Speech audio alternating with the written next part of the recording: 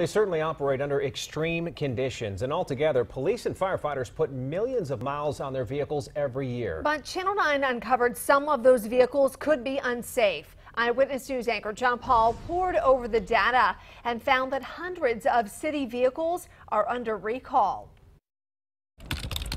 It took us months to gather the data. But after a public records request, Channel 9 obtained every VIN number for every police and fire vehicle in the city of Charlotte. We took this list of more than 2,000 VIN numbers to Carfax, and they helped us cross-reference it with data from the National Highway Traffic Safety Administration. The findings? Hundreds of open recalls on the cars and trucks that our first responders drive every day. Would you expect this many recalls to be open? No. Joey Aycock is a certified master technician and owns Joey's Truck and Auto Repair in Charlotte. The shop specializes in fleets and recalls. Would that be a lot for a fleet? We showed him the list and went through some of those recalls. That becomes concerning. Here's what we found. Open recalls for seatbelts that didn't perform properly in a crash that, according to the recall, could cause injury or death. Airbags that may not inflate.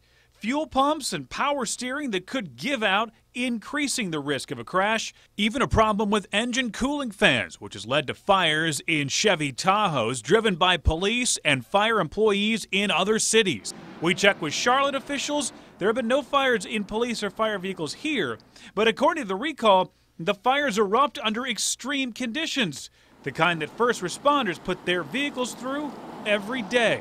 Some of the vehicles are at risk of turning off. Just this year, we've seen officers involved in several high-speed chases. If you're running down the interstate at 70 miles an hour and the car shuts off, you've got an issue. We took our findings to Cherie Pearsall. These are the recalls that we found. She oversees the fleet at CMPD.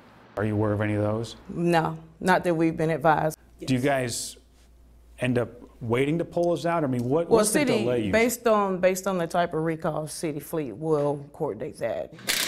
So we went to the city fleet, which operates 5 garages like these across Charlotte and is responsible for repairing the cars and trucks. We showed Chris Troll our findings. Why haven't they been fixed? We try to balance that. Obviously, we got a lot of vehicles. We need vehicles to serve the public as well.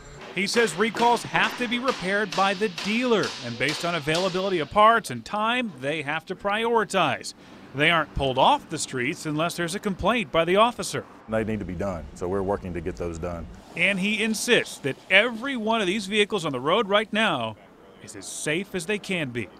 In Charlotte, John Paul, Channel 9 Eyewitness News. In February, 400 police SUVs were recalled for a carbon monoxide issue. The department couldn't afford to pull that many vehicles out of service all at once, so it installed CO detectors in the interim. You can see a list of all of the recalls on WSOCTV.com. Just look for John's investigation right on the homepage.